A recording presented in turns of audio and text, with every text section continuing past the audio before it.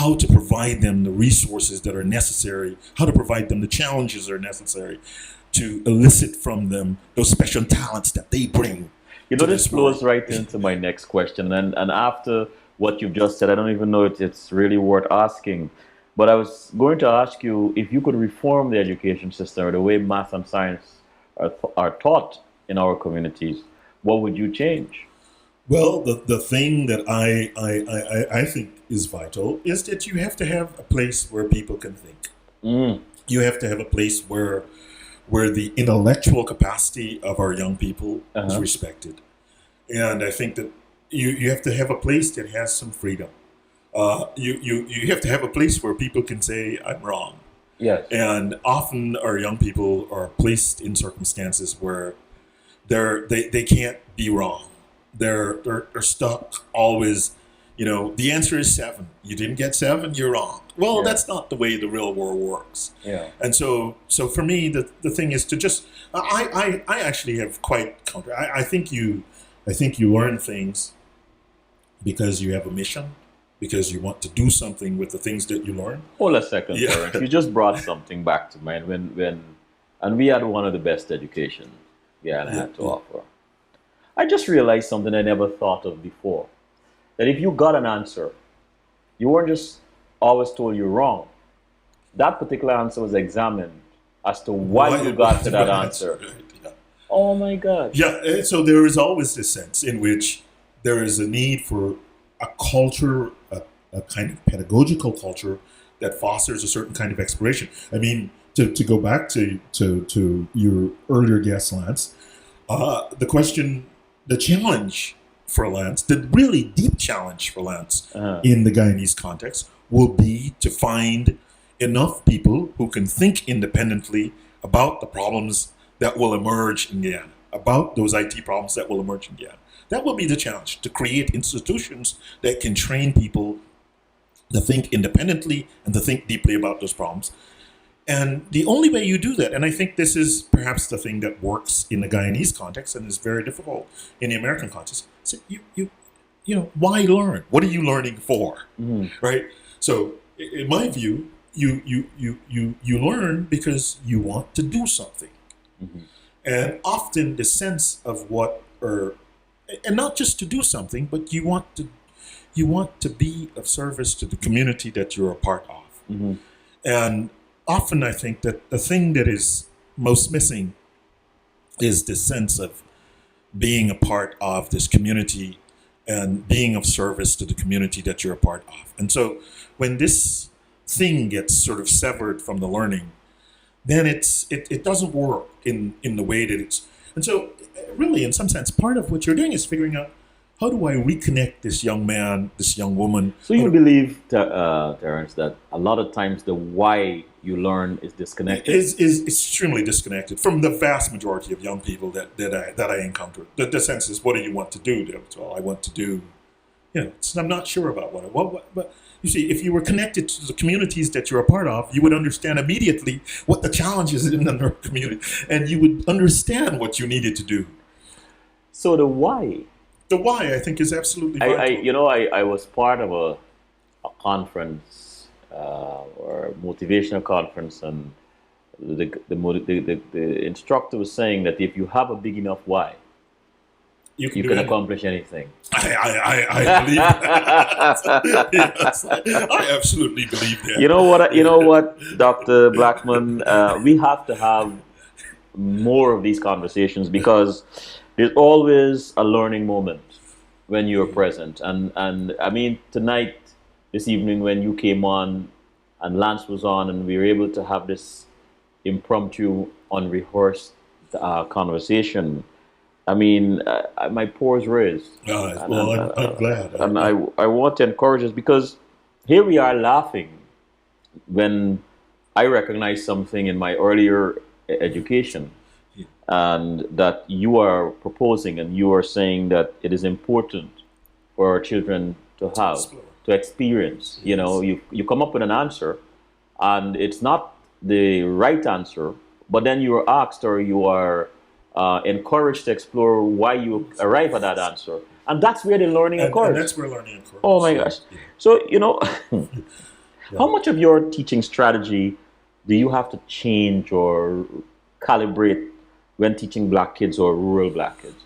I don't make any. So this is so as I've just described. I've taught at institutions that were predominantly African American, taught institutions predominantly white.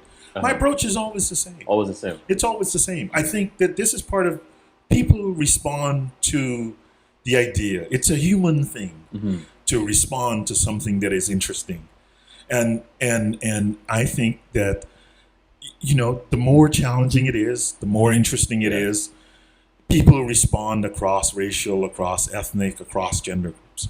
To put people in circumstances where there's some tension around the learning and to create an atmosphere that is conducive to that exploration. I'll share with you. You said rural, and I was sharing with someone.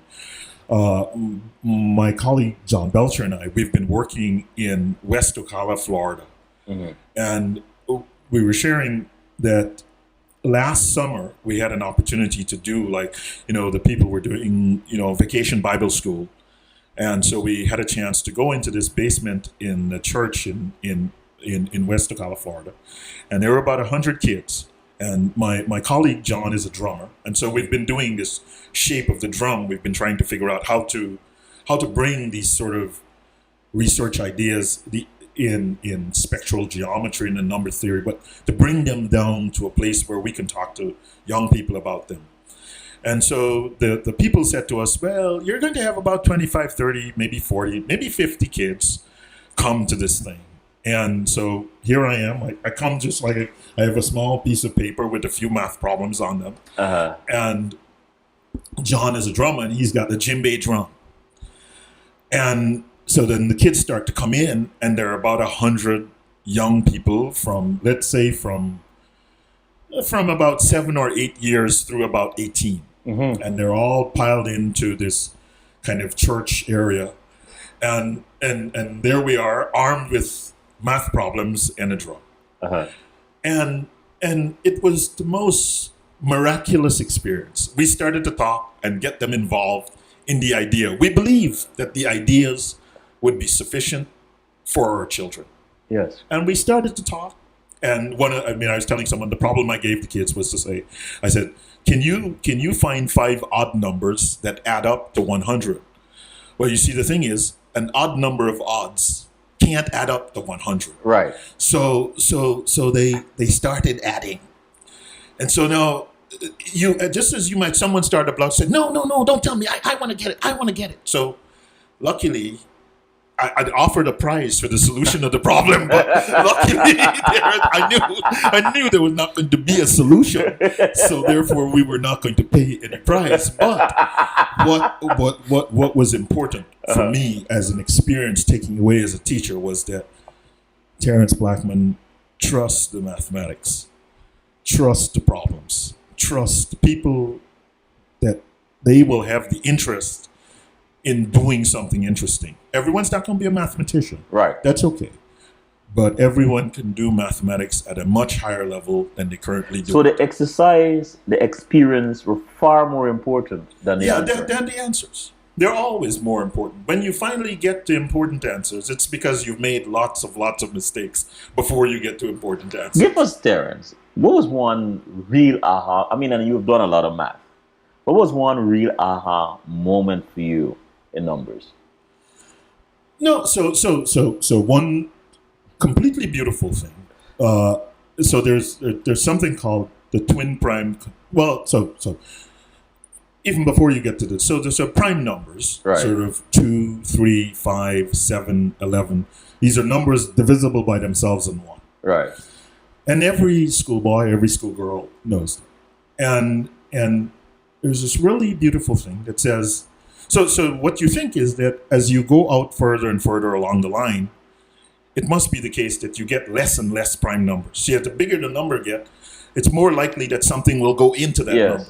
So the question is, do the prime numbers continue on forever?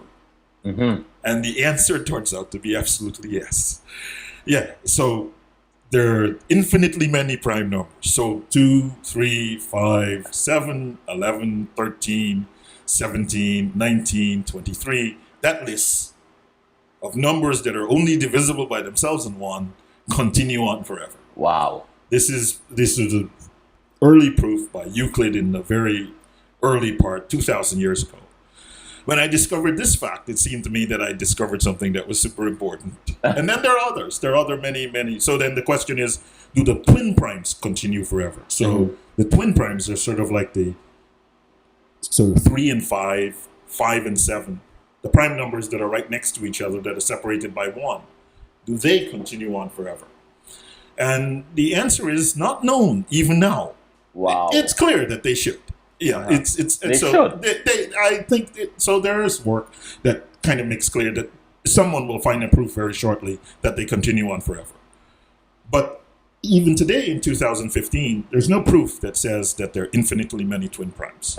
So there you go. Another very basic thing about numbers that In science, there is an approach of coming up with a theory for an answer, and then trying to solve it. Is that the same in mathematics? Is that the same approach? Math is the very same thing. Computational.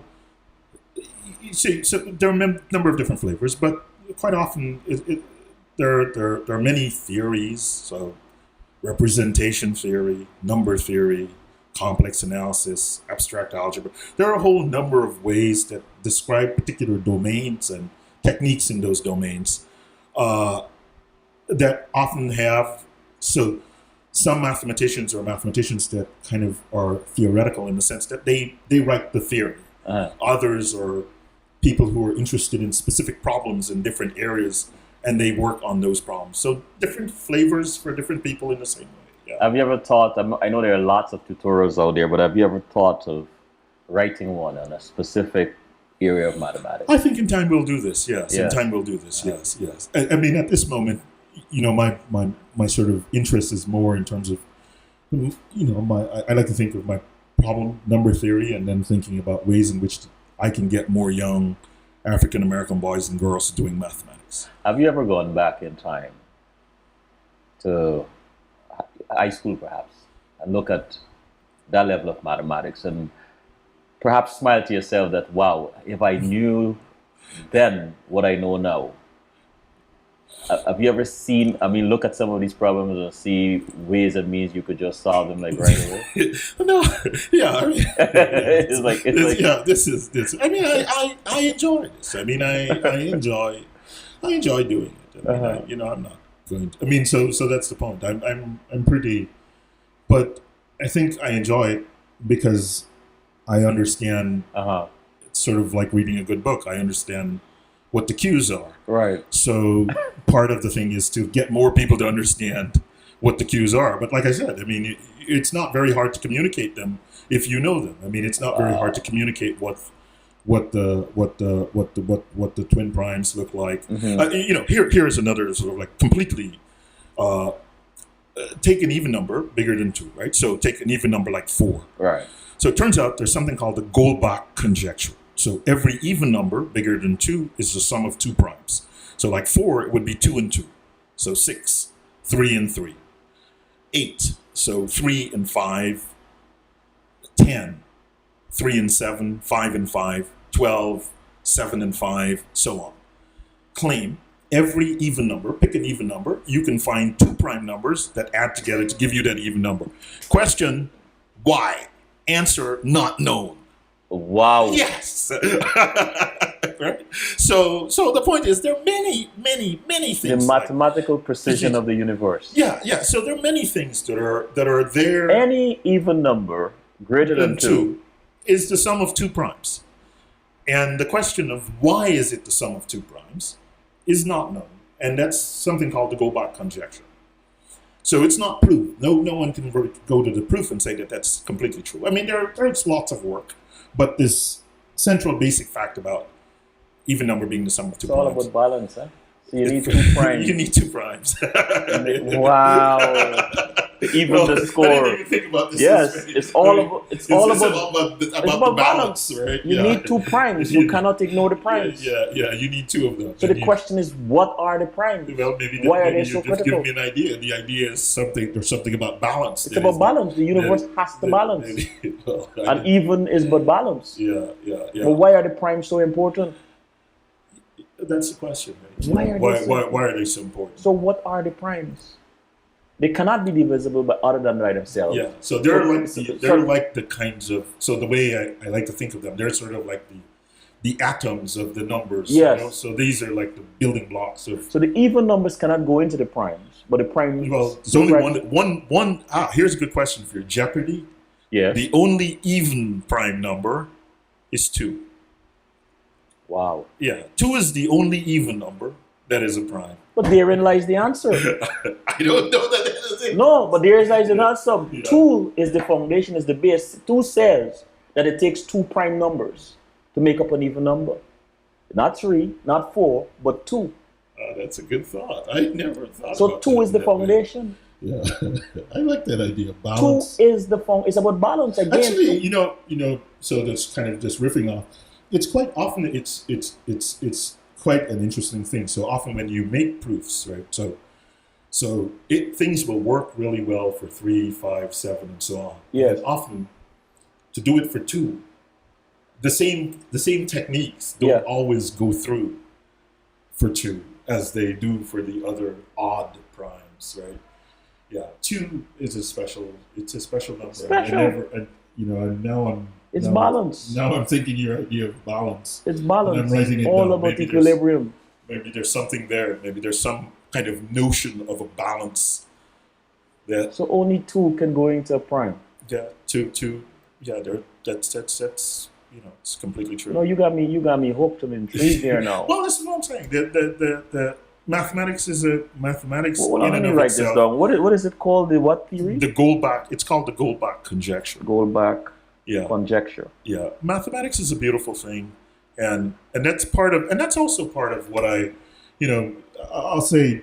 I don't know how we're doing, but I'll say one more thing about the philosophy in some sense. I think that this is also where we have made mistakes in terms of how we configure our teaching spaces. So, my daughter plays the flute. Mm-hmm. And so if I think about a flute teacher for my daughter, I find someone who knows how to play the flute to have her learn the flute from. Mm-hmm. She can't learn the flute from someone who just talks about the flute. Mm-hmm. So I think this is one of the things that we've done, is that we've allowed our children to be educated in mathematics, not by people who think about mathematics, but by people who just sort of talk about the thing. And so part of what I think is also very important is to say that it's important to think about the thing, it's important to talk about the thing, but it's also important to do the thing. So that when you stand up in front of a class and say, I am going to teach you some mathematics, it's because I have also done this mathematics that I want to teach you. If I stand up in front of you and say, I'm going to teach you how to play the flute, I know how to play the flute. Mm-hmm. If I stand up in front of you and say, I'm going to teach you how to play the saxophone, no one will let someone come into a room to teach them how to play the saxophone who does not know how to play the saxophone themselves. Uh-huh. Often our children are being taught mathematics and other subjects that are technical subjects in spaces by people who have not been trained in the most effective way Mm-hmm. in this area. And I think that that's also something it's not the fault of the kids, it's not the fault of the school system, it's just simply kind of the way things work. Some people get better prepared folks to do that job, and then as the thing filters down, there are folks who are less capable at these tasks, and oftentimes we find these places in communities that are poorer, in schools that serve a poorer community. And so that's what I meant when I said things were under-resourced. It's under-resourced at that level. There's a huge difference between the quality of professors at MIT Mm-hmm. and the quality of professors at Medgar Evers College. So fine, Medgar Evers is not MIT. But one should not kind of underestimate the talent that sits in that place as opposed to the other. And so when you see that, these young men and women here do some phenomenal work, it's not just them individually doing some phenomenal work. It's the fact that they're in an institution that has a number of phenomenal people, that has a phenomenal infrastructure, that has phenomenal management, has phenomenal leadership, has phenomenal resources that allows for the development in a way that if you're at another place, you're trying really hard, you're doing the best job you can, but you don't have the same kind of phenomenal resources. You don't have the same kind of phenomenal infrastructure. You don't have the same kind of community that these folks have. And it's not a complaint, it's not a criticism, but it's not it's just simply to say that this is what is. What is. You were at MIT, right? Yes. And of course you've taught at other places. Can you give us an example of a phenomenon or a teaching phenomenon that might exist at MIT that you wouldn't find somewhere else? So again, in this place, they have made an art of doing what I referred to earlier. Everyone comes into a room, they sit down and calmly say to each other, look, here's what we're going to do tomorrow. We're gonna run upside down in the sky. And everyone sits around the table and says, okay, let's run upside down in the sky. And tomorrow, there will be people running upside down in the sky. That's the nature of their business. They set themselves impossible tasks and they ask themselves to do it. That's their philosophy. You ask yourself to do the hardest possible thing, and you do it. And if you keep doing that a few times, you get real confidence that you can do very hard things, and they continue to do that. So it's not surprising that those young men and women form companies. Those companies are very successful. Those companies do very innovative things because their entire experience has been about innovation. Their entire curriculum has been about innovation. Their problem sets have been problem sets that their really smart professors have sat down and constructed in very, very hard detail so that those kids will be challenged, so that when they leave there, they will have something that you and I don't have because we have not been challenged in that way. It's like guys, you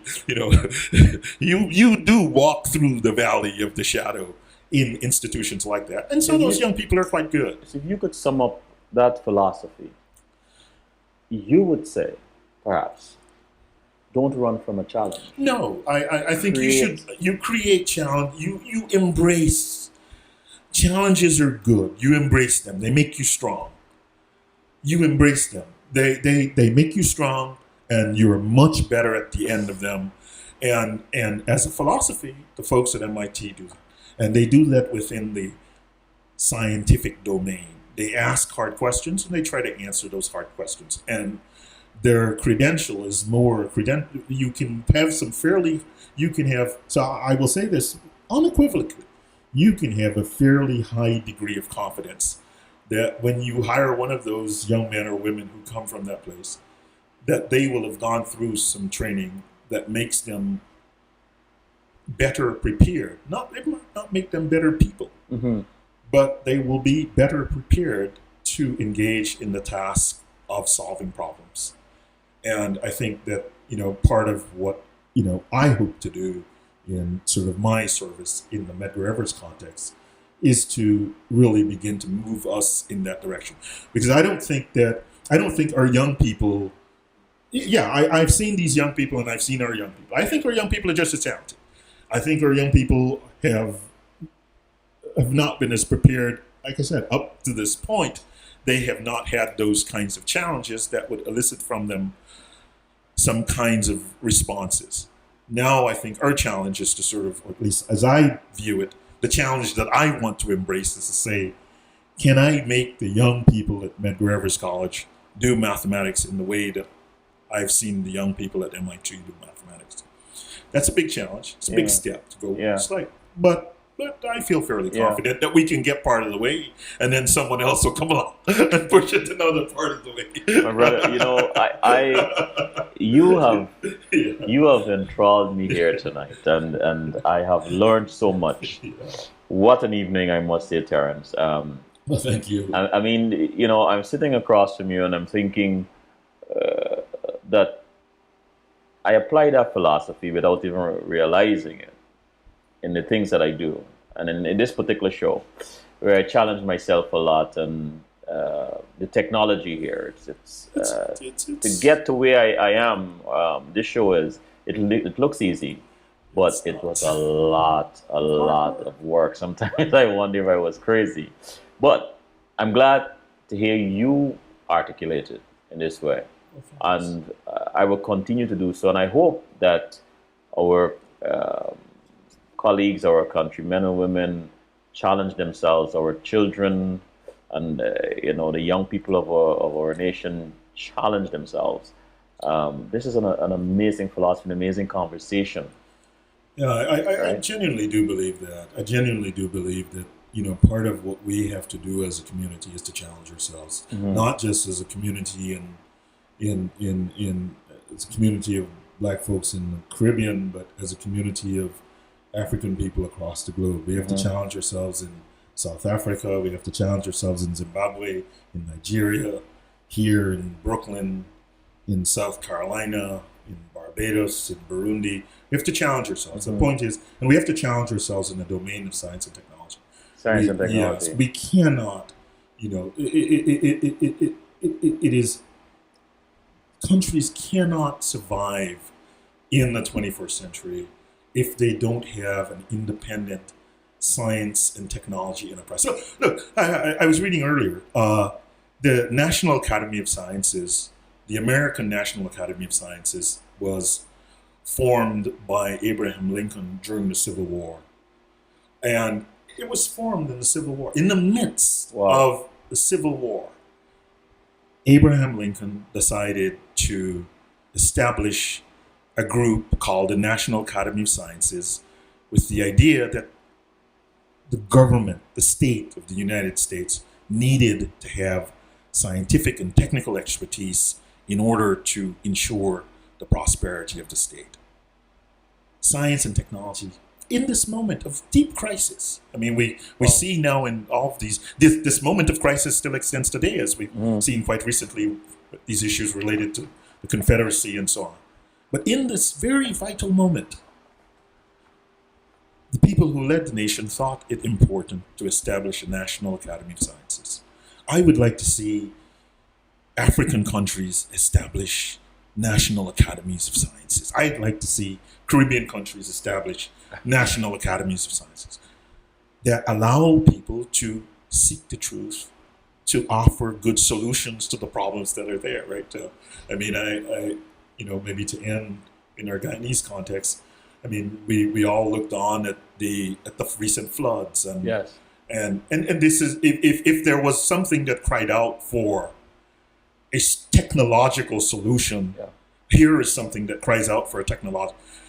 It should be normal for a state to have in its employ a number of its science and technical experts to offer some advice to its policymakers around what those options should look like to make the state more livable. And so it seems to me that is the challenge I'd like to see us embrace in a really, really deep way. That's a good that's a good note to end on this evening, my brother. Oh, thanks for dropping by. Thanks. This is the first time you're in the studio. Yes, it's the first time I've come by. I really appreciated it, and I look forward to talking with you more when we get this thing going here. And well, you're in Brooklyn now. We'll be in Brooklyn, but we'll be in Brooklyn. So we'll be completely here by the end of the summer. Okay. Yeah, Okay.